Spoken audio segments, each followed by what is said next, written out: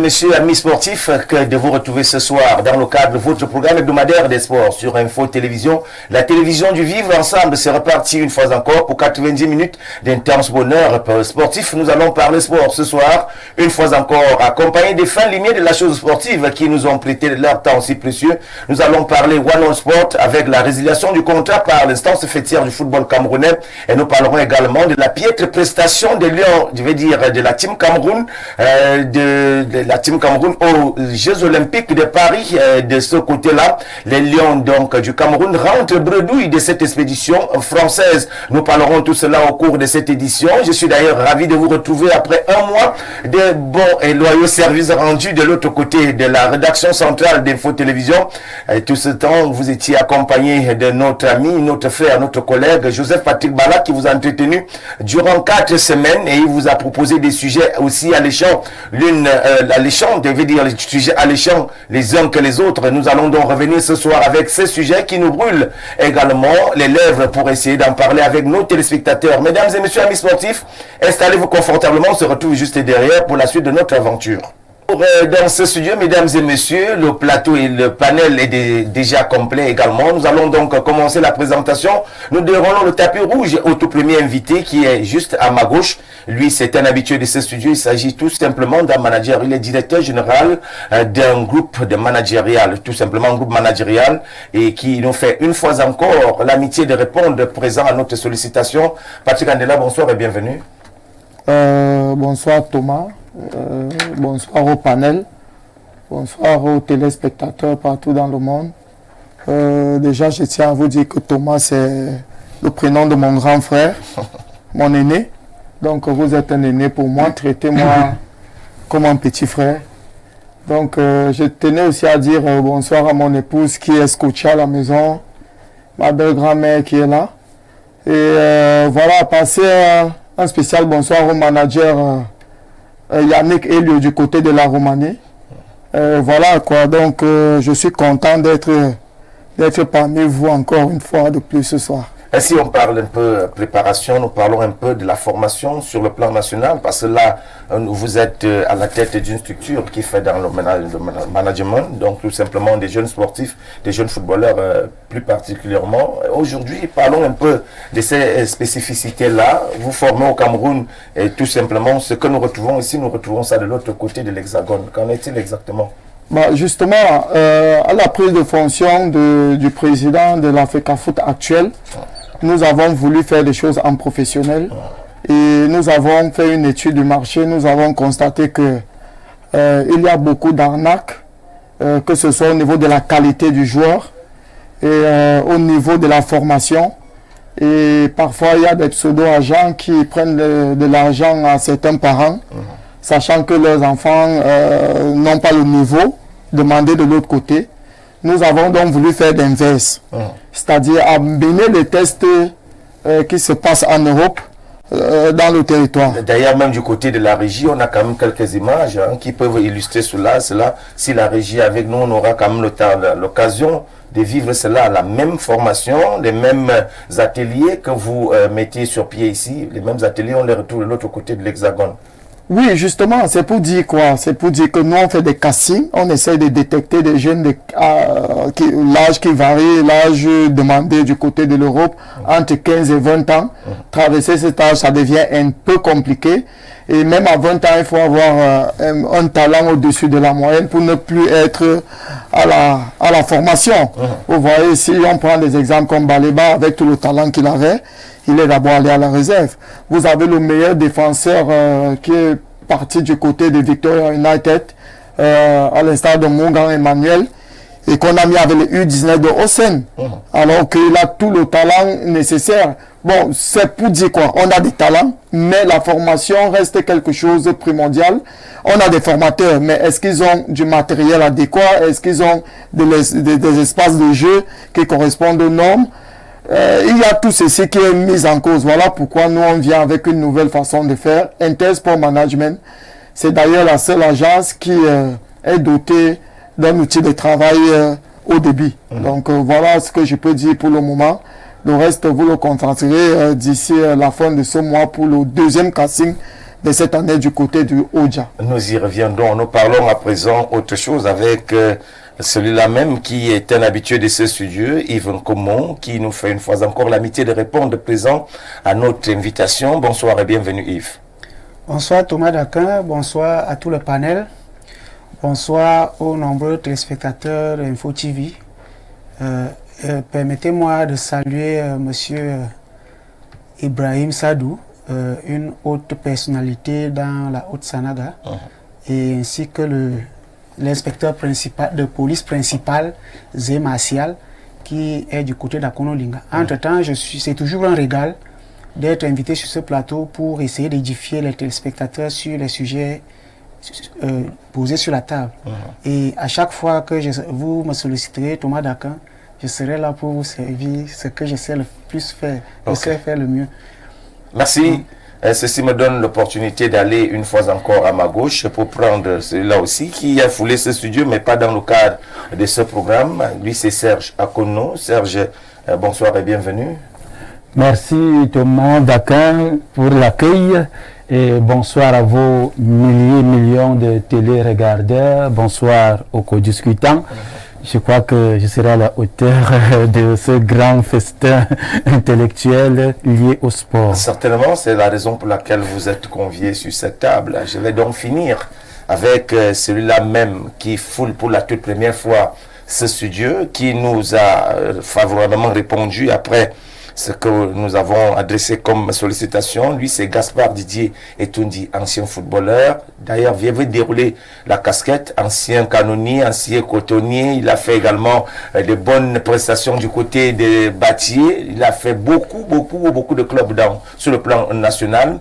Il est présentement le coach du côté de Pretoria, à l'université de Pretoria en Afrique du Sud. Il a accepté de venir discuter avec nous ce soir. Bonsoir Gaspard Didier Etundi, bienvenue. Oui, bonsoir et merci de votre invitation. Alors certainement avec vous, nous allons essayer de comprendre, puisqu'aujourd'hui c'est une affaire de professionnels, nous allons essayer de comprendre aujourd'hui qu'est-ce qui n'a pas marché si on vous parlait un peu du football d'antan et celui de maintenant, quelle est la lecture que vous pouvez faire? Qu'est-ce qui n'a pas marché? Il y a beaucoup de choses qu'on peut mettre dans ce chapeau, mais on va commencer par dire qu'à notre époque, on jouait d'abord parce qu'on avait envie de jouer. On jouait parce que on pensait que on se faisait plaisir d'abord à nous-mêmes, avant de penser à faire plaisir aux autres. Les enfants aujourd'hui, c'est tout le contraire. C'est tout de suite on pense à l'argent. Je veux me faire des milliards, alors qu'on ne pense pas à l'essence même du football. Savoir que le football, c'est d'abord un jeu. Moi, je me rappelle que on avait le président Philippe Bargambois du côté d'Olympique de Volier, qui nous disait toujours que vous avez le plus beau métier du monde. C'est-à-dire que vous êtes payé en vous faisant plaisir. Et c'est ce que nous ne retrouvons plus aujourd'hui. C'est des jeunes qui, à peine on a tapé un ballon, on a marqué un but, qu'on veut déjà être parisien, on veut déjà être joueur de Milan AC. Et donc, ça fait que on n'a pas, n'est-ce pas, cet amour du football. Et j'aime à le dire, n'est-ce pas, à mes élèves et à mes étudiants en matière de football, que la meilleure manière d'apprendre, c'est quand on apprend et quand on aime ce qu'on fait. Quand on aime ce qu'on fait, ça devient plus facile, n'est-ce pas, d'apprendre. Mais quand on est poussé, ça ne donne plus. Donc, ça, c'est la première chose qu'il faut relever ici. Nos joueurs, nos jeunes, viennent au football pour se faire de l'argent. Pas parce qu'ils aiment le métier du football. Alors, ceci me donne l'opportunité de poser la question, qui est même la mise en bouche de cette émission. La résiliation du contrat par l'instance fêtière entre One World Sport, on dit One World Sport, et la Fédération camerounaise de football. Le divorce est consommé. Cela a été acté hier dans un communiqué signé du secrétaire général de cette instance fêtière du football camerounais. Comment est-ce que vous appréhendez cela, vous, en tant qu'analyste sportif? D'abord, pour moi, c'était d'abord une grande surprise. puisque bien qu'étant parti sur des difficultés contestées par plusieurs sportifs, bien évidemment, la résiliation du contrat avec brutale avec Coq Sportif, bon, on se disait que le tour-ci, on va aller vers de nouvelles auspices, mais grande était notre surprise à tous de lire cette résiliation. Alors, qu'est-ce qui n'a pas marché?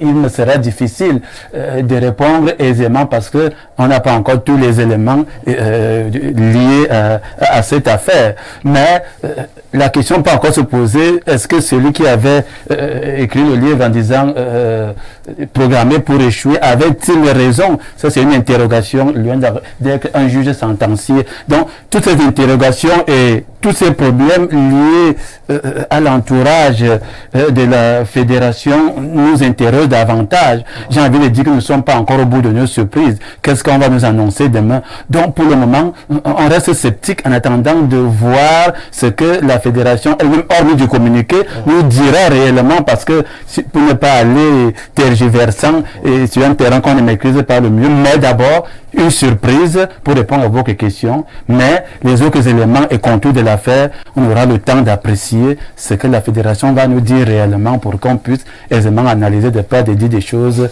qu'on ne maîtrise pas. Alors, Yvon Komo, comment est-ce que vous avez accueilli cette nouvelle, la résiliation du contrat entre One World Sport et la Fédération camerounaise de football? J'ai été très surpris d'apprendre la résiliation après avoir parcouru le communiqué produit par cette instance fêtière de football.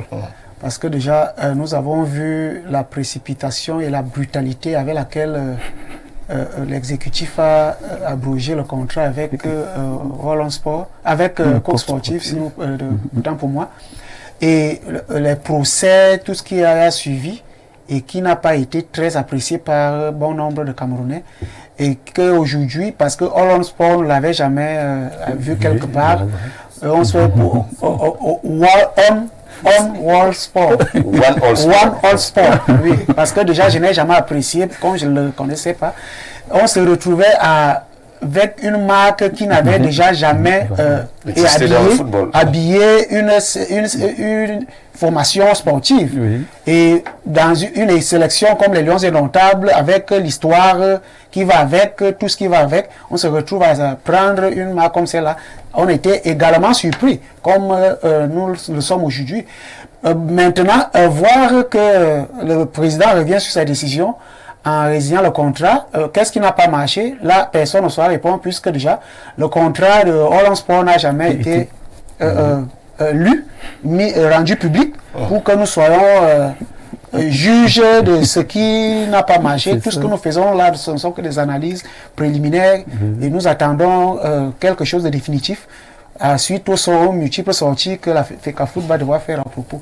Mais la première conséquence et question que nous posons, c'est que déjà n'ayant pas soldé le dossier Coq Sportif, nous nous retrouvons avec une nouvelle situation à solder sur la table. Où allons-nous? Qu'est-ce qui n'a pas marché?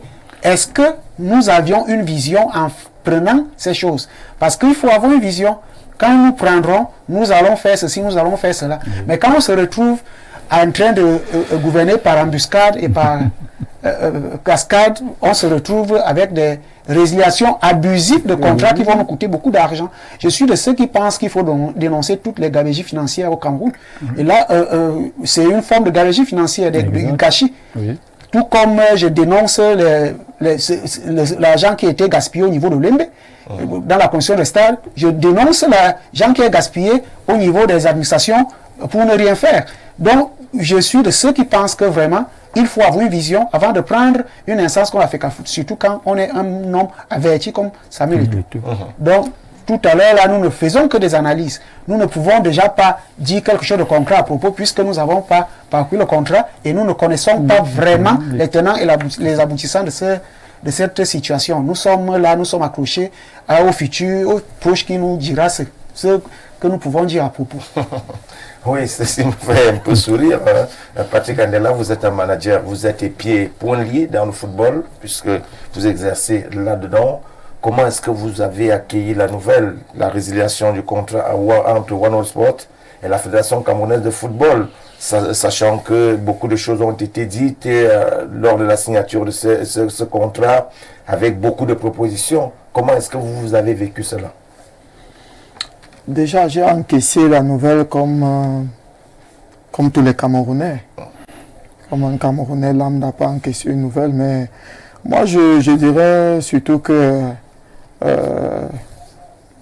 tout le monde peut faire des erreurs, reconnaître son erreur et résilier un contrat, ça peut arriver à tout le monde. Mais maintenant, qu'est-ce qu'on y gagne en résiliant le contrat à moins de 2 mois du terme?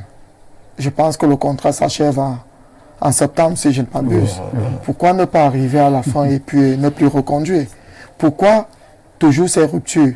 Avec le corps sportif, rupture avec Conceição, rupture maintenant avec One All Sport. La prochaine rupture, ce sera laquelle? Et qu'est-ce que le Cameroun paie avec des ruptures abusives? That is the question. C'est tout ce que je peux poser comme question au niveau de la fédération. La dernière fois, je me suis posé ces questions dans les plateaux de télé. Pourquoi ne pas aller et ne pas reconduire comme ça s'est passé avec Rico Besson, par exemple? Et on n'a pas eu de problème. On n'a pas eu de problème. C'est vrai qu'il se dit, entre autres, One Sport n'a pas respecté les engagements. Voilà, justement. C'est normal que si vous avez parlé d'une situation et tout, et puis une partie ne respecte pas, c'est vrai qu'il faut rompre. Et maintenant, rompre comment? Est-ce que cette rupture est unilatérale? Est-ce qu'il y aura des reversements? Est-ce qu'il y aura... est-ce qu'on va porter plainte? Est-ce que One Sport va porter plainte? Est-ce que... Voilà, je me pose ces questions parce que je ne connais pas ce qui est dans le contrat. On n'a pas reçu les 1 milliard par an. On n'a pas reçu le bus. Voilà, et les équipements même. Je pense qu'il y a beaucoup de problèmes de ce côté-là. Moi, je pense qu'il a juste été mal conseillé. Vous savez, le patriarche camerounais, qui est notre papa, notre grand-père, Excellence Paul Biya, je pense jusqu'à 6 conseillers étant patriarche. Donc pour prendre une décision, il se réfère à 6 personnes, 6 personnalités pour prendre une décision, étant donné qu'il a plus de 90 ans. Donc je pense que du côté de Tchinga, si on va aller plus loin dans notre management, il faut s'entourer de plusieurs personnes qui peuvent vous voir loin, qui peuvent vous contredire vos pensées pour vous aider à choisir toujours ce qui est bien pour vous et pour le peuple camerounais. Peut-être vous êtes le seul à ne pas avoir placé de mots sur ce sujet. Il s'agit de la rupture du contrat entre One All Sport et la Fédération camerounaise de football. Vous avez certainement vécu cela aussi. Oui, j'ai suivi ça comme tous les Camerounais. Et je dois dire que j'étais surpris.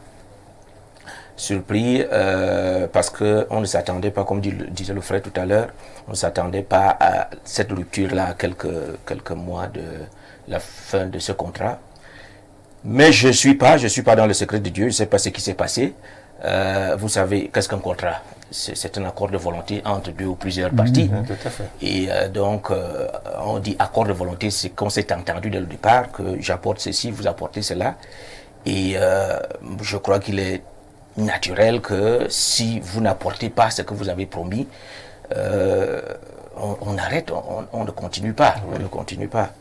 Et moi, je pensais plutôt que ce serait One All Sport qui résillerait le contrat, puisque c'est eux qui n'honorent pas leurs engagements. Et donc, vous savez, nous les Camerounais, on s'est négocié. Ils pouvaient venir nous dire, bon, il n'y a pas eu le bus, il n'y a pas eu les 1 milliard, bon, voici les tensions, voici ce que je propose, voici ce qu'il y a, que je mets sur la table. Et sûrement, la Fédération camerounaise et One All Sport se seraient, n'est-ce pas, entendu, au moins aller jusqu'à la fin du contrat. Donc, on attend voir. Voici un Camerounais qui a souhaité aussi placer un mot. Bonsoir, je suis très déçu par le niveau de vos analystes. Ils ne sont pas différents des commentaires du quartier. Moi, je ne pense pas, parce que là, chacun est libre de donner son idée, de mettre son opinion. Et nous ne sommes pas dans les secrets de Dieu. Il est bien vrai, le communiqué a été commis par l'instance fêtière du football camerounais.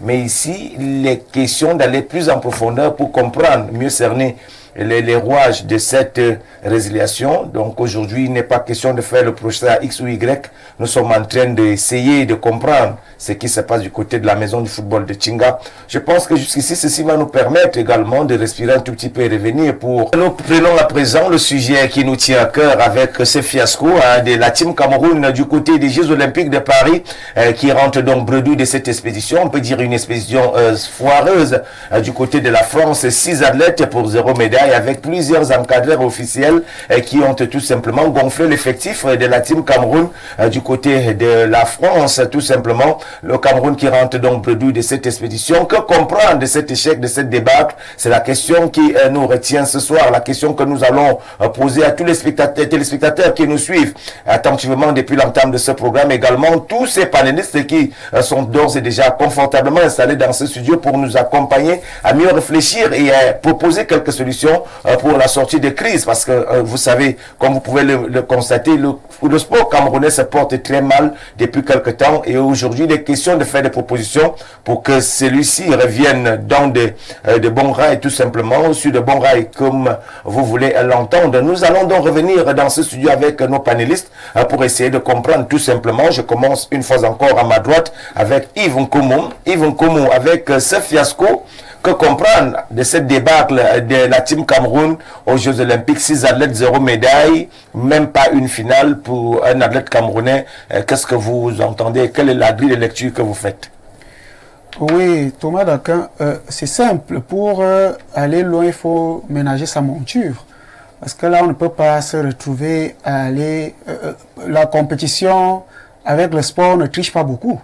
Surtout les disciplines individuelles d'athlétisme. On ne triche pas où vous connaissez ou vous ne connaissez pas. Où vous êtes fort ou vous n'êtes pas fort. Dans le football, on peut se mêler dans un groupe de 11 joueurs. Dans un sport collectif, on peut se mêler dans un groupe et les autres font le travail. Vous êtes là en train de tricher et le travail est bien fait. Or, sur les sports individuels, il n'y a pas de... On ne triche pas. Où vous êtes calé ou vous n'êtes pas calé. Et il faut déjà aussi dire, parce que pour être sélectionné même, pour être intégré en tant qu'athlète, la délégation qui doit se rendre aux Jeux Olympiques, il faut avoir certains records. Parce que c'est pas parce que vous êtes premier parmi les coureurs de votre lycée que vous pensez qu'on va vous prendre pour aller aux Jeux Olympiques. Il faut avoir un certain... Si on prend le cas de la course, il faut pouvoir courir pour un certain temps, pour qu'on puisse vous amener à... Il y a un record préétabli avant d'être sélectionné pour y aller. Si nous avons eu 6 athlètes, ça voudrait dire que le niveau de sport au Cameroun est très faible. Il faut le reconnaître ainsi. Revenons au travail, professionnalisons le travail et mettons l'accent sur la formation des jeunes. Parce que nous nous retrouvons au Cameroun, nous gérons par embuscade. Thomas Daquin, parce que il est hors de question que nous retrouvons surpris par des compétitions. Il y a difficilement des compétitions organisées, même au champ. Va regarder les Jeux FENASCO, va regarder les Jeux universitaires. Le niveau a carrément baissé.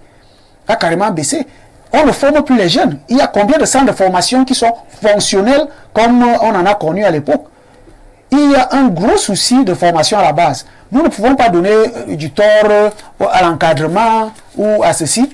Il faut former.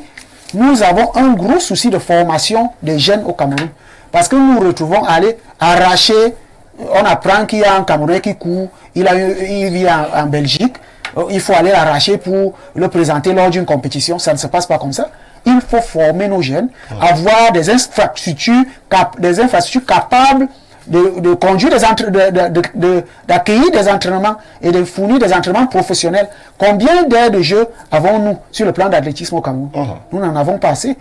Mettons un accent sur la formation parce que nous ne pouvons pas attendre des résultats que nous n'avons pas préparés. Les résultats, ça se prépare. On ne peut pas aller par embuscade et croire que la chance... Bon, il y a un terme qui se dit au Cameroun, le MLA. Le MLA, ça ne suffit pas. Hein. Il faut s'entraîner, il faut être stratège, il faut. Parce que sur ce sujet, j'ai lu des tas de choses à propos où les gens critiquaient le nombre de personnel au niveau des officiels. Mais je vais vous surprendre en vous disant que même s'il fallait accompagner un athlète, il faut une équipe d'encadrement professionnel. Les Jeux olympiques, c'est pas le championnat du quartier. Même si vous accompagnez un athlète, l'équipe doit avoir des entraîneurs, des kinés, des agents de sécurité, des cuisiniers, diététiciens et tout ça, les représentants des fédérations. Les fédérations concernées par les disciplines. Et tout ça, quand quelqu'un va écrire des choses, même s'il fallait accompagner un seul athlète, la délégation allait être énorme. Puisqu'au niveau des Jeux olympiques, accompagner un athlète, accompagner des athlètes, ça demande du professionnalisme. C'est pas des histoires où vous amenez les enfants à la FENASCO avec un professeur de sport qui va aller jouer le rôle du masseur, le rôle du kiné, le rôle de ceci, le rôle de cela, parce que l'enfant a été qualifié seul dans votre lycée. Vous envoyez un professeur de sport qui va aller jouer tout ça là-bas. Normalement, quand vous envoyez un athlète, il doit être suivi comme si, avec toute la professionnalité. Et tout ce qui va de professionnel comme personnel et officiel. Manager Patrick Andela, est-ce que ce n'est pas une histoire du président Pierre de Coubertin qui nous disait, qui nous rappelait encore que l'essentiel c'est de participer, peu importe le résultat? Non, mais je ne dirais pas ça comme ça. Je voulais juste rappeler quelque chose à l'opinion. Le Cameroun, je pense, c'est sa 16e participation aux Jeux olympiques. Et dans mes petits cahiers, je pense que c'est la 10e fois qu'on rentre sans médaille. 10e fois. Sur 16 participations. Donc, il ne faudrait pas que ce soit qu'on prenne ça comme une fatalité. C'est vrai que le sport camerounais est dans un état chaotique. Et en même temps, il faudrait comprendre que à chaque fédération, il y a un recyclage en profondeur. Donc, il faudrait, tout ce que moi j'ai à dire au ministère des Sports, c'est essayer de décentraliser, travailler avec des agences privées pour essayer de détecter les talents partout et essayer de les former au mieux. Parce que si vous allez avec mes recherches en Chine, par exemple, pour ne citer que la Chine, ce n'est pas la fédération qui s'occupe de la préparation des athlètes. Vous comprenez? Il y a des agences privées qui ont la charge, dans chaque localité, de détecter les enfants à partir de l'école primaire, élémentaire et tout, et de former. Et une fois que vous avez des joyaux, vous les amenez donc au niveau du ministère. À partir de là, le ministère prend charge. Parce qu'ici, on n'essaye pas de donner la chance aux privés de faire leur travail. Nous payons des impôts, nous sommes implantés et tout. Et nous ne manageons pas que le football. Nous manageons le sport. Déjà, Intersport Management a un contrat avec, par exemple, le club Noah, Yannick Noah de ce côté-là, pour vous dire que nous avons des scouts qui cherchent des bons tennisman partout dans les localités. Il y a du basket là-bas, il y a de la natation. Donc, il faudrait que ce soit répandu dans chaque ville, chaque province, pour que nous puissions mettre un accent sur des athlètes et sur l'athlétisme, le volleyball, le judo et tout ce que cela comporte pour essayer d'aider le ministère qui est saturé de ce côté-là, parce que il faut le dire, ce n'est pas facile. Je pense que je ne sais pas combien de fédérations sont affiliées au ministère des Sports. 54 fédérations. Voilà, et vous voyez, vous convenez avec moi que c'est énorme. Et chaque fédération a un personnel et une conduite à tenir et tout. C'est pas facile. Donc voilà, il faudrait qu'on se remette au travail, comme a dit mon copanéliste. Il faudrait qu'on accepte qu'on a reculé. On a reculé d'un pas. Mais et cessez de rêver qu'on aura les Françoise Mbango à tout bout de champ et voilà, et de travailler. Donc voilà, c'est ce que je peux dire. C'est ce que je peux dire pour ma modeste contribution à votre question, quoi. Gaspard Didier Tundi, quelles sont les leçons à tirer de cet échec de la Team Cameroun? Avant de parler des leçons à tirer, il faut déjà dire que moi, je n'étais pas surpris de ce résultat, parce que nous sommes passés maîtres dans l'art de l'impréparation. On ne se prépare pas du tout, mais alors pas du tout. Pour aller gagner, il faut planifier. Et quand on parle de planification, il y a d'abord le frère et tout le monde ici s'accorde à dire qu'il faut déjà la formation. Je veux gagner la Coupe du Monde de football 2060. Je commence déjà à penser à cette Coupe du Monde 2060. En 2025, 2030, je me projette déjà dans cette Coupe du Monde de 2060. Or, nous, c'est vraiment pas du tout ça. Donc, il y a cette planification. J'interagis souvent avec des Allemands pour amener un peu la chose au niveau du football parce que c'est mon domaine. Les Allemands jouent et préparent leur compétition par vague de 3. C'est-à-dire que, comme aujourd'hui on vient de finir avec la Coupe d'Europe, ils pensent déjà à la Coupe du Monde qui vient en 2026. Quels sont les joueurs qui nous ont aidés lors de la Coupe du Monde, lors de la Coupe d'Europe 2024 et qui peuvent continuer à jouer en 2026. Et quels sont les joueurs qui peuvent rester dans cette équipe qui va jouer la Coupe du Monde 2026 et qui vont maintenant jouer la Coupe d'Europe 2028. C'est comme ça que les Allemands pensent. Et c'est en fonction de ça que, n'est-ce pas, on fait donc ces remplacements, ces rotations. Je vais prendre un exemple qui nous saute à l'œil avec mon équipe de football, le Real de Madrid. Le Real n'attend pas qu'un joueur ait 30 ans pour qu'on pense à le remplacer. Pas du tout. C'est-à-dire que déjà à 30 ans, on ne signe plus un contrat de plus de 2 ans au Real. Quand on atteint 30 ans, c'est 1 an de contrat. Un an, qu'on soit Ronaldo. Parce que on a déjà quelqu'un, on a pensé à quelqu'un qui va relever, qui va prendre la place de ce Ronaldo. C'est très important de le souligner ici. C'est ça qu'on appelle la préparation et donc au niveau de la formation. Maintenant, il y a un autre niveau qui est tout aussi important, c'est on se prépare, mais on se prépare où? D'où les infrastructures. Moi, j'entraîne dans une structure, l'université de Pretoria. Je vous assure qu'au niveau des infrastructures, c'est terrible. Au niveau du foot, parce qu'il y a tous les sports, vraiment, il n'y a pas un sport qu'on ne voit pas à l'université. Il y a tous les sports, et la plupart des médaillés là viennent de l'université de Pretoria. Seulement au niveau du football, on a une douzaine de terrains d'entraînement. Et quand je dis terrain d'entraînement, je ne parle pas de... Qui répondent aux normes. Absolument. Au moins une douzaine. Donc, c'est des gens qui, non seulement, ils pensent à comment gagner au futur, mais ils se sont déjà préparés à savoir qui va nous aider à gagner, et on le met très tôt, n'est-ce pas, on lui donne, voilà, on lui donne les conditions, les moyens, n'est-ce pas, de réussir. Et donc, malheureusement au Cameroun, on se prépare pas du tout. Ça se prépare pendant 6 mois. et c'est ça aussi. Ça, c'est un point. Le deuxième point, c'est que nous attendons tout de l'État. Et c'est un défaut. L'État ne peut pas tout faire. C'est pas possible. Je parlais tout à l'heure de l'université de Pretoria. Nous sortons d'un tournoi, un tournoi international. En fait, c'est une sorte de Coupe du Monde des équipes de jeunes en Suède.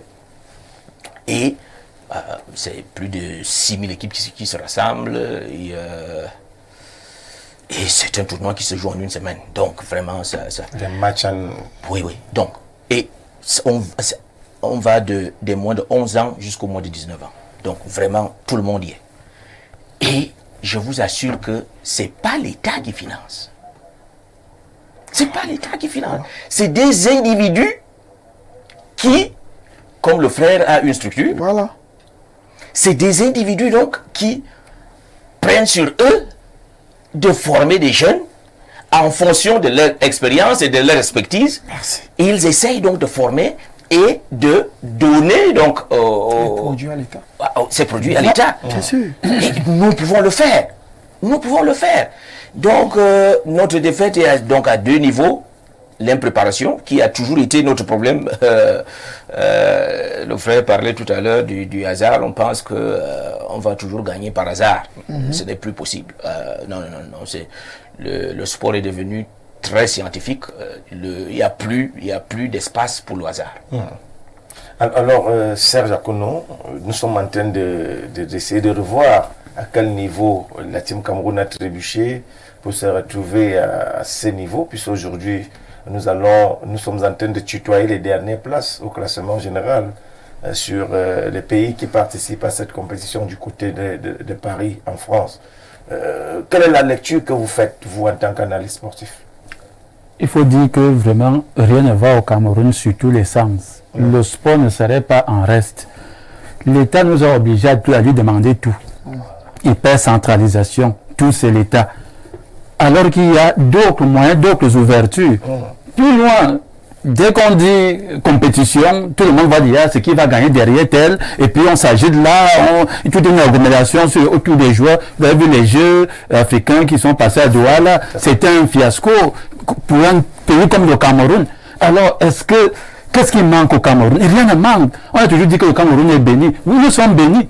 Mais comment c'est organisé, comment c'est structuré, qui fait quoi, qui doit faire quoi? On attend seulement que l'autre aille gagner, on commence à le célébrer. Ouais. Tant qu'on ne trouve pas d'intérêt, dès qu'on ne trouve pas d'intérêt derrière, on l'oublie d'abord, et puis on va l'accueillir, le ministère va l'accueillir en catimini là. Mais on a des enfants qui sont talentueux. Il faut seulement des structures, comme on l'a dit tout à l'heure, et puis maintenant, former ces enfants. Pendant que nous sommes en train de faire la guerre, FECAFOOT, machin, là, les autres sont en train de se préparer. Hein. Pendant que nous, on dort là, on est en train de créer les églisiens, les hiboux et tout ça, qui ne nous rapportent rien du tout. Vous voyez? Et ceux qui veulent même former les jeunes, si on ne les tue pas avec les taxes abusives, si on ne les crée pas de... Donc, il y a tellement de blocages créés parfois par l'État lui-même qui veut tout avoir, tout contrôler. Mais on ne peut pas tout contrôler partout. Il faut aussi laisser la capacité à ceux qui ont cette expertise, ceux qui ont été formés pour ça, faire leur travail. D'où la question, qui fait quoi? Je ne suis rien dans le football, mais c'est moi qui vais être à la tête de tout. C'est moi qui vais accompagner tel. Chalateba, il me disait que ce n'est pas le talisman que je porte qui dirige. Donc les qu'on dit là, ce n'est pas les marabouts qui vont venir. On dit souvent qu'on va aller avec les marabouts. On a vu tout ça. Tu n'es pas d'aller bénir, aller s'habiller parce que le pape est venu au Cameroun dans les versets des lions. Les lions ont gagné. On a cru que c'était l'alchimie. Ce n'est pas ça. Quelqu'un a écrit un livre, le football est devenu une mathématique. Il y a une mathématique dans le football. On calcule, on prévoit, on dit que ça va aller comme ça. Mais les gens même qui sont censés faire ça, on les renvoie derrière. Ou on les bloque, on ne les voit pas. Mais les habitants qui ne savent rien de la chose, ils viennent vous. Donc c'est ça le problème du Cameroun. Tout le monde sait faire tout, sauf ceux qui sont spécialisés dans la chose. Comment vous voulez donc qu'on gagne? Rien. Hein? Vous l'avez vu une fois en Coupe du Monde, on est parti avec des tas de marabouts croyant qu'on allait gagner. Et récemment, même quand le Cameroun jouait les qualificatifs où c'est la Coupe du Monde, on a vu des personnalités porter des talismans avec des attributs traditionnels. C'est pas ça qui gagne. Hein? Voilà. C'est pas ça qui gagne. À Garoua, on a suivi des choses bizarres. Mais former les jeunes sur tous les plans, les fédérations là sont en train de pleurer. Récemment, on a fait une émission sur la fédération de boxe ici, là, où tout le monde était... Donc, pas d'infrastructure, les spécialistes sont mis de côté. D'ailleurs, toutes les disciplines sont en pleurs, hein, parce que... On ne peut rien faire. Nous allons prendre l'avis de quelques téléspectateurs qui nous regardent en ce moment. Voilà la preuve claire que le président l'a mis à la mauvaise personne à la tête du ministère des Sports. Ce ministre a dit qu'il a mis le gros moyen sur les athlètes. Un athlète lui a demandé où est-ce qu'il mettait ces gros moyens là. C'est un dessert de compétences à la tête du ministère. Il faut signer vos messages, s'il vous plaît. Vous nous permettez également de savoir qui vous êtes et d'où vous nous écrivez. Bonsoir à vous. En studio, j'écoute votre émission depuis le début. En ce qui concerne le deuxième point à l'ordre du jour, j'aimerais que les panélistes soient plus concrets et plus pragmatiques dans leurs analyses. Anara depuis et Kounoun, merci pour votre pertinence.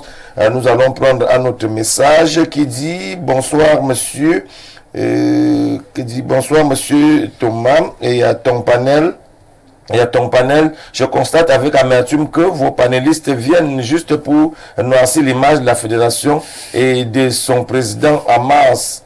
Et Ernest Obama est passé dans votre propre chaîne et vous a fait part du non-respect du contrat par One Sport. Mais aujourd'hui, vous faites semblant d'être surpris. Non, c'est faux. Vous étiez au courant de tout depuis votre seul objectif est de salir le nom du président de la fédération, Mohamed Demvogadam. Mohamed, je pense que c'est pas l'objectif ici. Hein. Il faut prendre les informations des bouches les plus autorisées à nous édifier. Voilà notre message qui vient de l'extrême nord. Et qui dit bonsoir, moi c'est Mohamed depuis l'extrême nord. Je regarde avec beaucoup d'attention votre programme. Ce que vous dites est pertinent. La team Cameroun est allée en villégiature du côté de Paris en France. Voilà donc quelques téléspectateurs. Vous pouvez également faire idem, mesdames et messieurs, chers téléspectateurs. C'est votre émission. Vous pouvez interagir. C'est vous qui donnez votre opinion compte également. En plus de celui ici dans ce studio. Je reviens donc à vous. Vous avez suivi quand même quelques réactions des téléspectateurs Yves Nkomo, les téléspectateurs qui sont également amers vis-à-vis de l'impréparation dont vous avez évoqué il y a quelques instants. Nous rendons compte que rien ne va dans le sens normal au Cameroun, d'impréparation. Même ceux-là qui sont chargés de former la jeunesse ne sont pas formés eux-mêmes. Est-ce que vous pensez que nous pouvons tirer quelque chose d'assez favorable pour la suite des éditions? Le secret est simple, Thomas Daquin. J'ai commencé mon propos lors de ma première prise de parole sur le sujet que qui veut aller loin prépare sa monture. Excuse-moi, je suis entraîneur de football. Je vais un peu parler du football. La Chine ambitionne de gagner la Coupe du Monde 2034. Et a, depuis presque 7 ans, créé près de 50 centres de formation professionnels, du genre vraiment professionnels. Ils ont mis les moyens jusqu'à arracher les meilleurs spécialistes en termes de formation de l'Europe pour aller former ces enfants. Et cette jeunesse a déjà, je pense, les plus âgés ont 12 ans.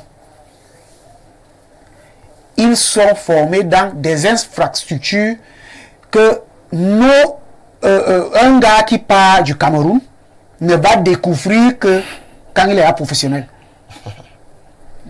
Que des infrastructures, je veux dire des stades, qu'un enfant joue depuis qu'il a l'âge de 4 ans, un gars qui part du pays ne va le découvrir peut-être qu'à la Coupe du Monde. Qu'à la Coupe du Monde, la qualité du gazon et tout ça. D'où l'accent sur la notion de formation.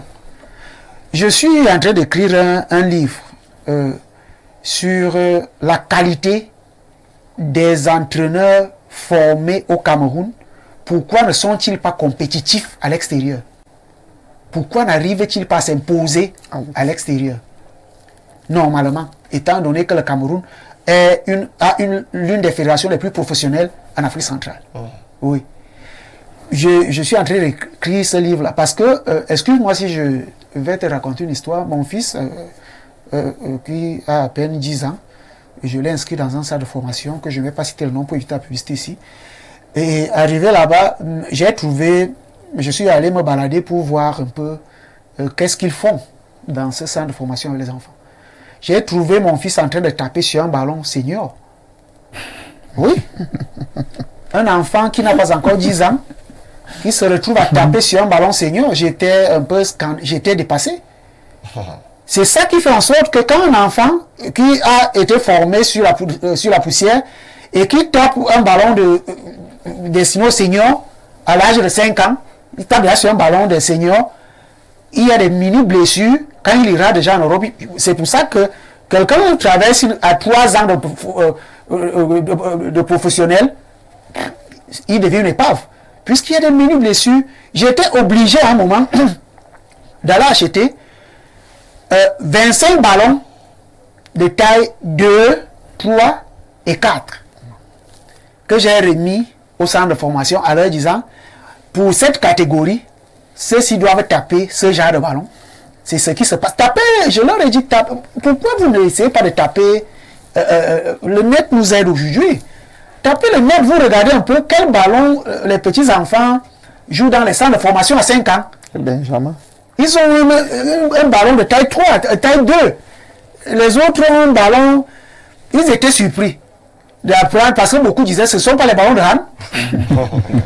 Et c'est à partir de là que je me suis assis pour essayer de rédiger le document en question pour demander, pour questionner la qualité des formations, la qualité des enseignements que nous prenons dans les formations ici chez nous et pourquoi, et j'ai trouvé un brin de réponse sur pourquoi nous ne sommes pas compétitifs ailleurs. Oui. Et c'est pour ça que tu te retrouves un gars qui arrive ici avec une licence fédérale faite en Europe, se retrouve à venir tutoyer quelqu'un qui a un diplôme de la CAF fait ici au Cameroun. Juste parce que nous ne mettons pas beaucoup d'accent là-dessus. Formons les jeunes. Formons les jeunes. J'ai dit, Thomas Dakan, j'ai dit, allez, on est tapé un peu la Chine a pour ambition de gagner la Coupe du Monde 2034. Et vous allez voir tout ce qu'on va vous proposer. Essayez un peu d'ouvrir. Vous allez voir des enfants, c'est extraordinaire, des personnalités dans le football en Europe qui sont partis de l'Europe pour aller s'installer là-bas. Si vous me permettez, oui, j'aimerais que vous chutiez en disant que c'est pas l'État. Justement, voilà. J'en venais déjà. C'est pas l'État. Ici, l'État, c'est pas l'État. J'en venais, c'est par là que je voulais chuter. Voilà. Pour dire que vraiment, la formation, quand un pays fonctionne en attendant tout de l'État, vous allez subir ce que nous sommes en train de subir. Exactement. Professionnaliser, c'est aussi savoir créer des opportunités privées. Voilà le petit frère qui a une structure très professionnelle que je connais bien. Merci. Je connais très bien votre structure. Et une structure professionnelle comme celle-là, qui devrait normalement attirer des investisseurs camerounais. Aujourd'hui, vous êtes en train de faire votre bonhomme de chemin tout seul, essayer de piloter. Or, vous méritez de vrais partenaires. Et nous, on ne sait jamais. Nous vous suivons depuis un bon bout. Merci, coach. Depuis un bon bout, je me rappelle, sur un plateau, vous avez donné un conseil à un aîné. Merci. Et on vous a... Le service commercial va... Oui, merci, coach. Et on vous a... Donc, vraiment, nous encourageons ce genre d'initiative. C'est le privé qui forme dans les pays sérieux. Ouais. Or, ici au Cameroun, nous attendons tout. L'État fait tout ce qu'il peut pour mettre... allez au Nigeria, allez à Lagos, allez à Abuja, vous allez voir ce que le privé fait dans le cadre de la formation de tous les athlètes. Reprenons un peu quelques messages simples, en dehors des messages WhatsApp. Bonsoir à vous. En vérité, c'est le résultat de la tricherie. Bravo. Et c'est pas à qui bravo s'adresse. Nous revenons ici. Bonsoir, s'il vous plaît. Ne vous laissez pas distraire par les fans du président de la FECAFOOT. Je pense que ce sujet a été déjà bouclé, mais je vais quand même me charger de lire votre message des fans du président de la FECAFOOT parce que pour eux, chaque décision prise est sans conséquence. Même si nous allions prendre les millions, faites votre émission pour nous donner la bonne information. Monsieur Léon qui nous a envoyé ce message. Nous revenons avec cet autre message. Et la délégation chinoise qui avait beaucoup d'athlètes et peu d'encadreurs, comment expliquez-vous cela? Et on est Simon depuis Emanam. On ne sait pas comment est-ce qu'on va vous répondre. Nous revenons. Bonsoir. Et belle émission. La thématique à nous proposer ce soir est alléchante. La leçon à tirer de cette débâcle est que la team Cameroun s'est très bien préparée pour échouer CJO 2024. Paneni Christian Abomban. Merci déjà pour votre réaction. Nous prenons d'autres messages du côté de WhatsApp également. vous pouvez faire comme ceux qui nous écrivent à l'instant. Il y a des messages qui tombent à n'en point finir. Bonsoir à vous et à vos téléspectateurs. Le problème du sport au Cameroun, c'est la tête. Le président de la République est tellement indolent qu'il voit lui-même comme un homme qui a tué le ministère de la Culture. Fait pareil pour notre sport. On ne pense pas au sport. Dans notre ministère du sport, on pense plus comment se faire les poches et comment combattre ceux qui veulent des réformes profondes. Toutes les fédérations innovatrices sont combattues au point de fabriquer des dirigeants de fédérations à la solde de l'imposture. Il est donc temps de frapper du poing sur la table en libérant le Cameroun de sa tutelle actuelle au niveau du sport. Vous parlez d'infrastructures, rire, le message est assez long. Où est la piscine olympique d'Olembi qui a empêché les jeunes Camerounais à mieux se préparer? Des hôtels mystiques sous les gradins, vous n'en parlez pas. Pourquoi? C'est Gislain Eba d'Odzam qui nous écrit ce message, certainement beaucoup. Bonsoir à vous et beaucoup de courage. NJB depuis Balengou, merci. Nous prenons un autre message et nous revenons sur le plateau. Ce message dit quoi? Bonsoir à tous les panélistes sur le plateau. L'émission est vraiment éducative, tout simplement. C'est qu'au Cameroun, nous avons pris pour habitude de copier ce qui est mauvais. Et c'est ce qui nous tue aujourd'hui. Le message n'est pas signé. Chers téléspectateurs, apprenez à signer vos messages. Ceci nous permet également de vous identifier, savoir d'où vous nous écrivez pour nous encourager à bien vous édifier. Larry baisse depuis Bertois. Quand le son de la débâcle de la Team Cameroun, les dirigeants du sport au Cameroun savent bien ce qu'il faut faire pour gagner demain. On se prépare aujourd'hui. Nos dirigeants sont des docteurs. Ils savent bien ce qu'il faut faire. Pas de leçons à tirer. Merci Larry depuis Bertois. Voilà donc quelques téléspectateurs qui également émettent leurs avis et surtout que nous constatons que les avis sont divergents. Chacun essaie un peu d'apporter sa pierre à l'édifice pour que ce sport-là se redresse tout simplement pour des lendemains meilleurs, surtout ceux qui veulent construire une carrière autour de ces différentes disciplines sportives. Je reviens à vous, Patrick, oui, c'est Patrick Candela. Vous êtes un manager, vous faites dans le sport en général et en football, le football en particulier, on vous a souvent suivi. Et d'ailleurs, à chaque fois que vous avez un événement, InfoTV a toujours été convié. Alors aujourd'hui, s'il faille préconiser quelques pistes de sortie de crise, qu'est-ce qu'il y a lieu de faire? Il est bien vrai, chacun d'entre vous a essayé d'apporter quelques bribes de solutions, mais que faut-il faire concrètement en profondeur pour essayer d'élaguer ces lacunes qui persistent? Sortie de crise de quel côté? Du sport en général du sport en général, puisque là nous sommes dans le cadre des Jeux Olympiques, et les Jeux Olympiques qui englobent un peu plus toutes les disciplines. Oui, je vais juste reprendre ce que tout le monde a dit ici. Sortie de crise, c'est juste qu'on accepte nos échecs à bras ouverts et qu'on se remette au travail de plus belle, qu'on donne l'opportunité au privé de travailler, qu'on n'attende pas tout de l'État. L'État est saturé, l'État est au bout du gouffre, l'État a besoin de coups de main des particuliers pour venir rehausser. On a des milliardaires dans ce continent qu'on appelle le Cameroun qui peuvent tendre la main à la jeunesse en créant chaque élève dans sa localité des infrastructures qui peuvent aider Donc vraiment, il ne faut pas toujours penser que l'État va nous apporter ce que nous demandons. Essayons d'aller chercher nous-mêmes, que l'État nous facilite juste d'avoir certains documents, d'avoir des papiers, d'encourager ceux qui veulent travailler. Donc voilà, on va se remobiliser. Je pense que le prochain jeu, c'est dans 4 ans. Et c'est maintenant qu'il faut accentuer, que le ministère des Sports essaye de voir, organise des états généraux du sport et essaye de voir qui peut faire quoi, les appels à candidature dans chaque fédération et tout. Et voilà, proposer ce qu'ils peuvent faire et donner les agréments à ceux qui peuvent travailler, pourvu qu'ils travaillent honnêtement et pour que le Cameroun engrange les nouvelles médailles Donc voilà, je pense que il n'y a pas grand-chose à ajouter à cela. Il faut travailler. Le mot d'ordre, c'est travaillons sans retenue. Voilà. On va éviter un peu la tricherie aussi. Exactement, Oui, exactement. comme On ne peut disait pas tout à tricher. l'heure, le coach. On ne peut pas se cacher. On ne peut pas se cacher tous les jours sur les prouesses du passé.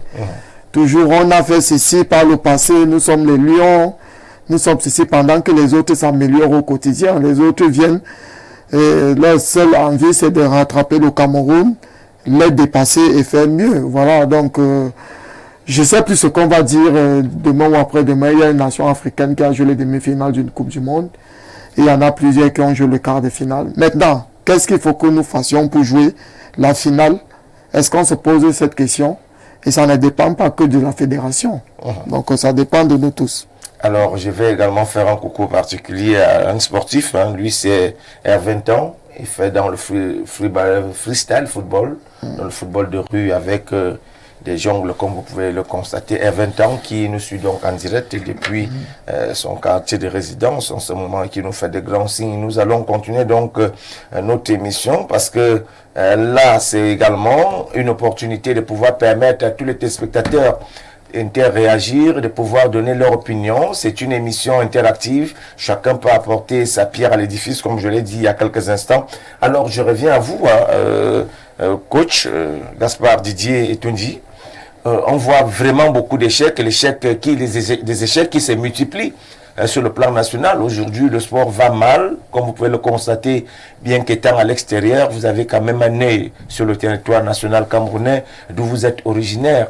Donc aujourd'hui, vous constatez que le sport va mal. Que faut-il faire concrètement, si vous pouvez nous apporter quelques briefs de solutions pour sortir totalement de la léthargie?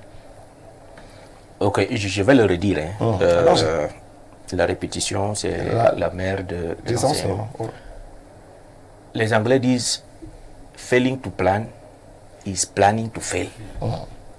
C'est-à-dire que quand vous ne planifiez pas, vous planifiez l'échec. Le maître mot au Cameroun, c'est de se préparer, de planifier. C'est très important. On ne peut aller nulle part si on navigue comme ça à vue. Il faut un plan pour toute chose. Je vous rappelle que, par exemple, l'équipe nationale d'Allemagne qui gagne la Coupe du Monde en 2014, le coach était là, il avait déjà fait une dizaine d'années. Parce qu'on l'a mis là, on l'a programmé pour aller gagner cette Coupe du Monde en 2014. Joachim Low. Voilà, Joachim Low. C'est ce qui nous manque. C'est ce qui nous manque. Et quand on parle de planification, je l'ai dit tout à l'heure, il y a la formation et les infrastructures. Ces deux choses-là doivent aller de pair. Un enfant que vous formez à jouer sur les cailloux aura du mal à jouer sur du gazon demain. Le coach parlait tout à l'heure de cet enfant qui il jouait avec un ballon size 5, ballon adulte. Taille 4,5. Ouais, voilà. Au niveau de la formation même des entraîneurs, ce ballon-là, le coach parlait des petits bobos qu'il peut avoir. Mais ce n'est pas seulement les petits bobos qu'il va avoir. Ce qu'il va utiliser, l'enfant va utiliser la mauvaise surface de contact. Parce qu'il veut tirer, il veut que le ballon aille le plus loin possible. Donc il va plus utiliser la bonne surface de contact. Il va dire, enfin, ce qu'on dit, vraiment choquer. Et voilà des petites choses qu'il faut déjà essayer de régler. La formation et les infrastructures vont de pair. C'est très important. Il ne faut pas les dissocier. Maintenant, on parlait de l'État. C'est le frère qui disait que l'État veut tout. Oui, peut-être que l'État veut tout. Mais nous pouvons aussi arracher un peu à l'État. On peut s'imposer en tant qu'individu. Le frère qui a une école de foot, je suis pas sûr que il y a 1000 personnes provenant de l'État qui le soutiennent. C'est une initiative qu'il prend, une très bonne initiative qu'il faut soutenir. Je tiens d'ailleurs à rappeler ici que je suis entraîneur, éducateur, c'est-à-dire dans la formation aussi. Tout commence par là. Toutes les victoires futures se prépare maintenant. Maintenant. Donc, concrètement, qu'est-ce qu'il faut faire pour gagner? Il faut éviter l'improvisation. Il faut se préparer, et pour se préparer, il faut planifier, et en planifiant, on forme, et on a des infrastructures qui accompagnent cette formation. D'accord. Merci. Voilà qui est bien dit. Je me retourne également vers ma gauche parce que là, nous avons des savants dans ce studio parce que c'est un sujet qui nous tient à cœur, tous. Parce qu'aujourd'hui, aucun Camerounais n'est pas accepté cette débâcle puisque nous sortons d'une compétition planétaire bredouille sans la moindre médaille. Ça fait mal à tous ces inconditionnels du sport, les accros des différentes disciplines sportives. Alors, Serge, quand on regarde aujourd'hui, certainement quelques solutions pour la sortie définitive de la crise. J'ai comme l'impression qu'on est loin de sortir de la crise. Loin parce que finalement, je vous dis, on dit que le poisson pourrit par la tête.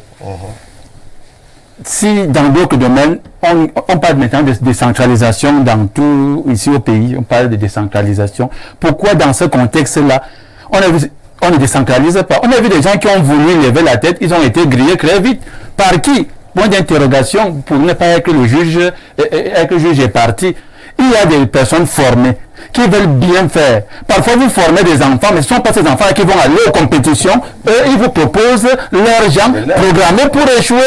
Alors qu'il y a des enfants qui sont formés dans des centres de formation, tels que le frère le dit tout à l'heure, là. Mais on ne devrait jamais dire que c'est celui qui doit aller.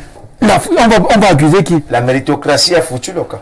Voilà, comme l'autre avait dit, le mapatisme, quand quelqu'un veut s'élever, comme disait le professeur Hubert Mononjana, quand quelqu'un veut un peu s'élever, comme le jardinier, on les taille pour que tout le monde soit au même niveau.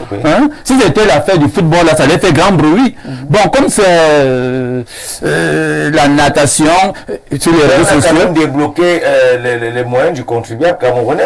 On parle de 900 millions qui ont été débloqués pour la participation de la team Cameroun aux Jeux Olympiques. Thomas dit, attendons que les langues se délient quand les autres vont venir. Pour le moment, tout le monde est tout beau, on parle un langage vraiment cohérent que tout le monde va entendre. Mais après, les langues vont se délier. Vous allez entendre que nous, on n'a rien vu, on n'a pas eu de ceci, on n'a pas eu les primes. Les langues vont se délier parce que, comme toujours, on recommence avec les mêmes choses et on continue. Quand les spécialistes parlent, on les traite de ceci, vous êtes concrétel, vous êtes concrétel. Mais il y a des gens formés dans ce pays, il y a des spécialistes dans chaque domaine. Mais vous pouvez former vos jeunes. Peut-être qu'ils vont aller dans les championnats de vacances, ils vont briller là-bas. Même dans les championnats de vacances, on va souvent aller chercher là-bas pour que... Mais cela ne se fait plus. Ça veut dire que c'est au niveau central. Le ministre des Sports peut décentraliser.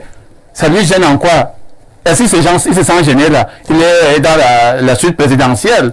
Et après, il va rentrer, on ne fera rien. Pas de jugement, pas de rapport pour savoir qu'est-ce qui s'est passé. Rien. Et on va repartir avec l'année suivante. Les mêmes effets vont causer les mêmes causes. Que faire donc? Ça veut dire que c'est la tête qui doit dire faisons comme ça, nous voulons comme ça. C'est ça qu'on a appelé la programmation et la projection. Mais qui projette? C'est l'État. Bien il allait surtout. Mais quand ceux qui veulent bien faire, vous avez vu les grands coachs amener les lions jusqu'à... et puis après, quand ils sont rentrés, quand on a fait deux, on les a mis de côté, non? Et puis, ça fait du mal à qui? Personne. Et puis, on continue. Donc, ce sont ceux qui nous dirigent qui doivent dire que voilà ce qu'on veut. Et puis maintenant, il y a des particuliers qui peuvent bien accompagner les centres de formation. Mais vous allez former... Mais là, si d'autres formes, et puis en catimini, il amène son enfant ailleurs. Quand il brille là-bas, c'est là-bas qu'on va le pêcher. On a vu une étoile là-bas, mais on oublie que, vous voyez, donc ce n'est pas le problème de formateur, ce n'est pas le problème, même si on a les infrastructures, qu'est-ce qu'on en fait? Okay. On a arrangé tout un stade à Douala pour une compétition, et puis ça a donné quoi? Rien. Mais ça nous sert quand même à organiser des spectacles. On nous a fait rire dans les réseaux sociaux quand le jeune nageur a été éliminé. Qu'est-ce qu'on a écrit dans les réseaux sociaux? Il s'est noyé. On peut dire qu'il n'a jamais eu contact avec une piscine olympique. On a commencé à dire qu'il s'est noyé. Vous voyez comment nous-mêmes, qui va venir faire à notre place? Personne.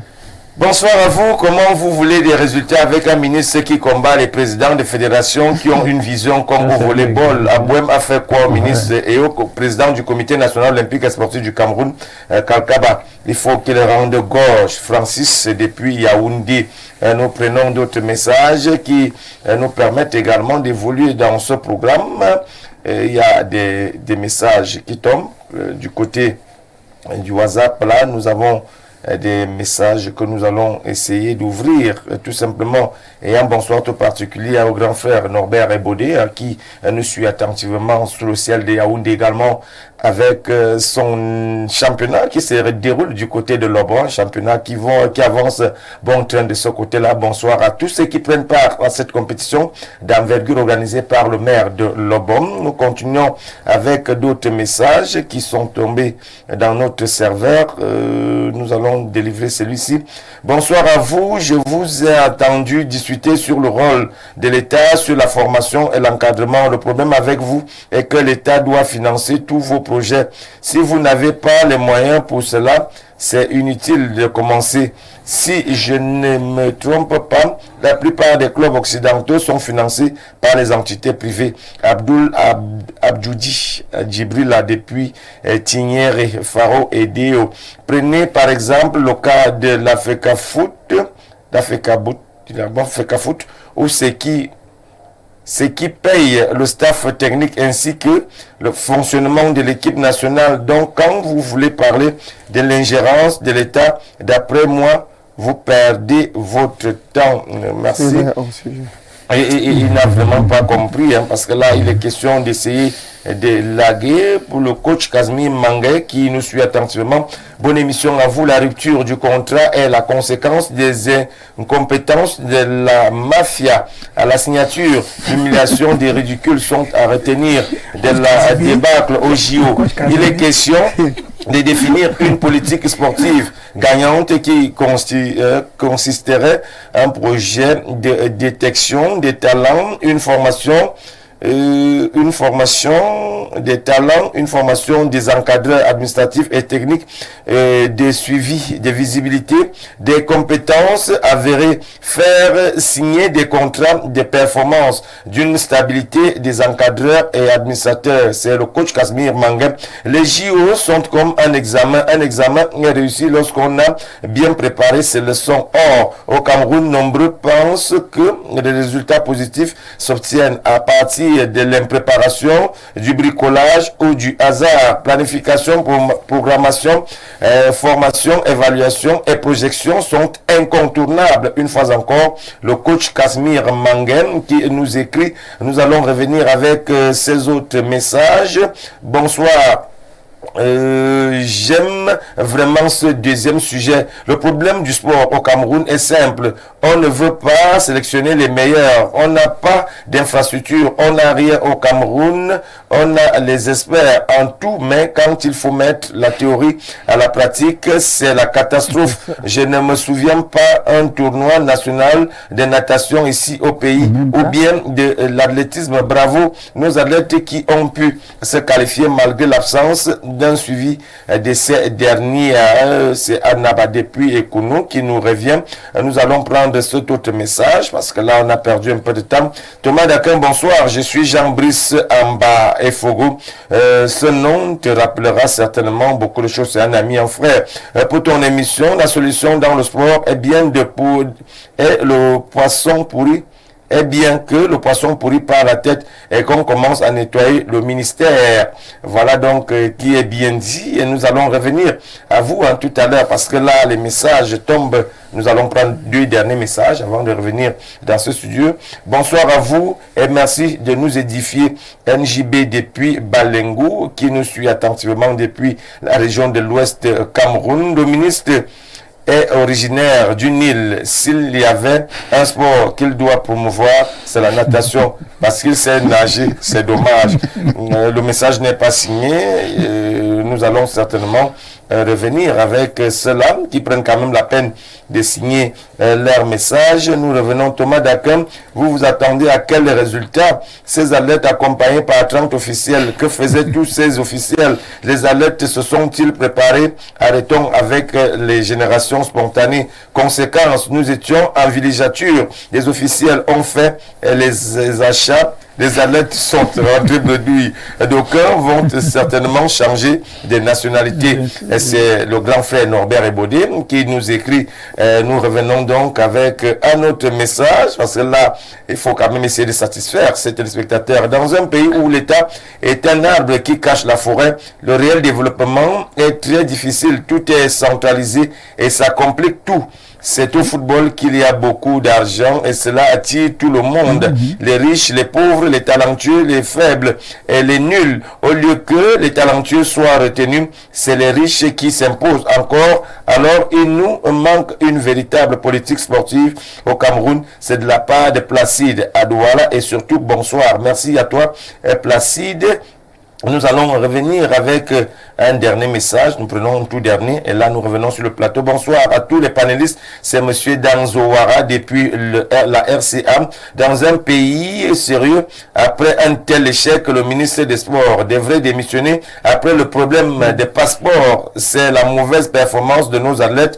Il focalise toute son attention sur la FECAFOOT au détriment des autres fédérations. Par ailleurs, pour une nation compétitive, il faudrait se baser sur une dynamique de formation d'athlètes dès la base et mettre sur pied des infrastructures. Sinon, comment vouloir qu'un nageur s'en sorte dans une piscine où il ne s'est pas entraîné? Et aussi vouloir valoriser tous les sports. Certaines nations veulent au JO avec plus de 500 athlètes pour maximiser les chances d'avoir plus de médailles. Pourquoi ne pas en faire autant? Créer des infrastructures, des structures de formation dès la base, des athlètes qui pourront être compétitifs sur le long terme. Merci et bonne émission à vous. Je reviens donc à vous tout à l'heure. Vous comprenez comment les téléspectateurs sont également avec nous. C'est également une opportunité pour nous aussi de pouvoir échanger avec ceux qui nous suivent à la maison.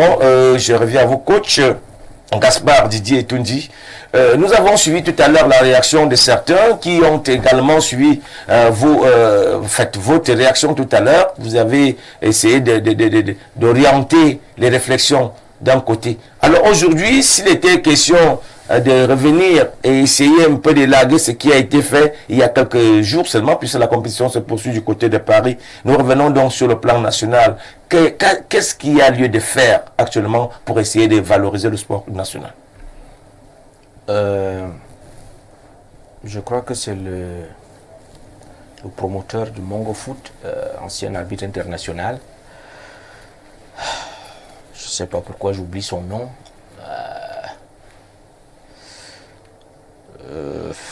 C'est un arbitre international. Bon, il disait ceci, que des gens sont présents là où ils sont inutiles et absents là où ils sont indispensables. C'est pour simplement dire qu'il faut mettre les gens qu'il faut à la place. Il faut. Et quand on a mis quelqu'un à la place, faisons-lui confiance. Donnons-lui cette confiance-là et puis qu'on juge à la fin de son mandat ou à la fin de la tâche qu'on lui a donnée. Ça, c'est très important. C'est-à-dire que nous semblons, même pas que nous semblons, c'est une évidence au Cameroun, parce qu'il y a peut-être beaucoup d'argent au foot, tout le monde s'y mêle, parce qu'on va au JO en 2024, on voit tout le monde maintenant, c'est une, comment dire ça, une mode, on va au JO, tout le monde y va, et on oublie, et ça nous ramène à la même chose, à cette préparation. Le frère parlait de qui va aller loin, ménage sa monture. Hein? Et c'est la même chose, hein, tel qu'on fait son lit, tel qu'on s'y couche. Hein? Donc, notre préparation, les résultats que nous avons sont, n'est-ce pas, la résultante de nos actions, les actions que nous avons posées. Comment est-ce que nous avons préparé nos jeunes? Donc, je dis, il faut mettre les gens qu'il faut à la place qu'il faut, et il faut donc déjà aussi avoir ces gens qu'il faut. Le coach parlait des formateurs, il faut veiller à la formation des formateurs. Ouais. Et c'est là où je vais indexer aussi l'État. L'État doit veiller à ce que ceux qui forment ces jeunes soient ceux qui doivent former les jeunes. Ouais. Ailleurs, pour être entraîneur de foot, pour entraîner même les moins des enfants de 10 ans, il faut avoir un diplôme. Un diplôme reconnu pour ça. Pour entraîner une équipe cadette, une équipe, il faut avoir un diplôme pour ça. Et ça aussi, c'est le rôle de l'État de veiller à ce que cela se produise, que le frère qui amène son fils de 10 ans n'aille pas tirer sur un ballon de taille 5. C'est criminel. C'est pas normal du tout. Donc, il faut, je disais tantôt, mettre les gens qu'il faut à la place qu'il faut, mais il faut également former ces gens-là. La formation des formateurs. C'est très important aussi. Ok, merci. Il faut que je fasse honneur à cette dame qui nous suit depuis Douala. Pose la question pourquoi Info TV ne lit jamais mes messages. C'est la 10e fois. Donc je vais faire la part à cette dame. Avec cette débâcle, le Cameroun doit avouer qu'il ne peut pas assumer la prise en charge des sportifs et des infrastructures qui vont avec. L'État doit donc humblement reconnaître la double nationalité de ce qui va au moins ce qui va au moins nous permettre de bénéficier du génie des adeptes qui iront sous d'autres cieux pour exceller. Ainsi, on avait donc la double nationalité. Tous ces Camerounais qui évoluent à l'étranger ne seraient plus contraints d'abandonner la nationalité camerounaise. Aucun athlète vivant au Cameroun ne peut atteindre le haut niveau. Laura, depuis Douala, j'espère que Laura est satisfaite cette fois. On a lu votre message. Ceci nous permet également de prendre un autre message parce que là, ce serait faire de la discrimination pour ceux qui nous suivent. Également, nous prenons un autre message, tout simplement, qui dit « Bonsoir, le Cameroun n'est pas à la hauteur de pouvoir contenir les vrais athlètes. Il faut tout simplement aller puiser ailleurs pour voir si on peut quand même glaner quelques médailles. » Mais je pense que ce n'est pas la solution. Hein. Il faut quand même essayer de promouvoir le sport sur le plan national. Tout à l'heure, le coach Gaspard Didier le disait. Je reviens donc à vous, Serge Akono. Serge, vous qui suivez au quotidien l'évolution du sport sur le plan national. Que faut-il faire? Je vous pose cette question comme à la maison. Que faut-il faire pour élaguer tous ces manquements observés dans le mouvement sportif national? Je crois que ça vient d'être dit, il faut les gens qu'il faut à la place qu'il faut. Parcourir les quartiers là pendant ces vacances-ci, il y a tellement de centres de formation, d'écoles, les enfants sont chaque matin pour aller apprendre à jouer au football, mais dans quelles conditions? Vous voyez? Donc, vraiment, quand on a des gens qui s'y connaissent dans un domaine, qu'on les appelle, on les consulte ici, on fait comment pour qu'on réussisse. Si on n'appelle pas ces spécialistes et puis on fait la navigation à vue, on ne va pas s'en sortir. On est loin de sortir de l'auberge. Je vous ai dit qu'on a des gens formés, prêts même. Mais il faut le mettre dans des conditions. Et quand on a recensé ces gens-là, on a dans les infrastructures, le reste coulera. Puis on a des jeunes parés pour ça. Mais chacun, même les gens qui veulent même financer les centres de formation, ils ont peur. Si je finance là et puis, vous voyez, vous avez suivi au football comment, donc forment et puis ils les amènent là-bas. Et puis ça a créé un problème entre temps et tout ça. Donc vraiment, à la place qu'il faut, ceux qui doivent être là. Et je crois que les infrastructures maintenant vont suivre. Vous voyez même, on a la direction technique nationale au niveau du football. Mais ils sont là, ils font quoi? Ces entraîneurs-là, ils sont là. On me dit qu'il était là-bas. Une fois on a fait la formation des entraîneurs, le RCK des entraîneurs. Et puis après quoi? C'est terminé. On va aller en compétition, on va parler au deuxième tour. Et puis on revient là. Ça n'évolue pas. On prend le sorcier blanc, on fait comme ça, ça ne donne pas. Mais pourtant, on a des têtes, on a tout ce qu'il faut. Donc, que le ministère décentralise, ouvre les ventes pour que les centres de formation, ceux qui sont vraiment agréés pour faire ce travail, on les finance, qu'ils fassent le travail, et là, on aura de bons produits. Mais si on ne fait pas ça... Pour Onanam Congo, depuis Mbalmayo, il dit bonsoir, il ne fallait pas s'attendre à grand chose. Pas de formation pour appeler Pour rappel, le promoteur de Mongo Foot, c'est le feu à Tanganalui de Gonzague. Voilà, donc certainement, il vous suit attentivement. Merci à Mongo Foot. Donc voilà, un téléspectateur qui nous aide depuis la ville de Mbalmayo. Il faut donc revenir avec d'autres messages pour essayer de faire honneur à ces spectateurs, à ces téléspectateurs. Bonsoir à tous. Qui doit créer des infrastructures sportives de proximité dans les quartiers, l'État et les collectivités locales. Combien d'établissements scolaires possèdent des aires de jeu sur lesquelles les jeunes peuvent s'épanouir? À la place des aires de jeu, ce sont des stations d'essence, des infrastructures individuelles ayant l'agrément de l'État. Pendant les vacances, combien de mécènes organisent des activités sportives autres que celles liées au football? Quelle est la moyenne d'âge des jeunes qui participent à ces tournois de propagande qui a favorisé et qui avait plus d'argent au Cameroun au football que dans d'autres sports? Dans les différentes fédérations sportives, les directions techniques nationales sont-elles consultées dans l'implémentation des activités sportives sur le terrain? Pourquoi pense-t-on faire la politique partout? Signé Nkos Jean-Baptiste depuis Douala Bonamou Sadi. Merci pour votre réaction. Nous allons donc effectuer un dernier tour de table, un dernier mot. Avant donc de prendre le dernier mot, coach Andela, vous êtes un coach en même temps manager. Votre calendrier, vos activités pour sortir par là. Oui, déjà on a programmé pour la fin du mois d'août un casting géant auquel Info TV est convié. Avec, je souhaiterais inviter ici les coachs s'ils sont disponibles pour venir voir un peu comment est-ce qu'on essaye d'harmoniser et pour faire performer les enfants, pour essayer de leur faire passer du rêve à la réalité.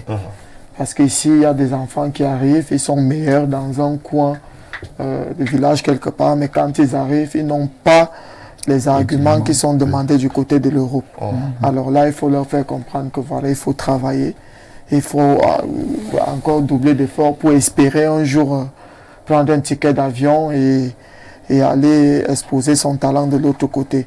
Donc, nous serons du côté de Oja. Déjà ici, je voudrais clarifier quelque chose de très important à mes copanélistes qui sont là. Intersport Management n'est financé par personne. C'est un groupe de jeunes. Il y a Julien Domoquet du côté de Londres, qui est le coach des U15 de Chelsea. Déjà qui vient avec tout le matériel que vous connaissez. Et on a Ndomo Elio du côté de la Roumanie. Voilà, nous avons, moi qui suis le directeur général d'Intersport Management, nous avons William Akono, licence FIFA. Donc, on est un groupe de jeunes qui essayons de faire les choses autrement parce que on cotise nos petits sous, nous avons des familles et nous prenons le stade à Oja. Vous savez, pour ceux qui connaissent le 2 heures, c'est 70 000 de ce côté-là. Et nous prenons pendant 2 semaines. Et quand nous faisons venir des recruteurs de l'autre côté, il faut payer les hôtels, il faut payer les billets d'avion aller-retour, il faut les assurances et tout. Vous comprenez? Et puis parfois on a eu à passer des castings où personne n'a tapé à l'œil. J'ai fait le plateau dernièrement avec un jeune frère qui est sorti, qui a fait la CAN, qui est du côté de l'Algérie. Il a eu à rater ce casting. Pourtant, ce n'est pas un mauvais joueur.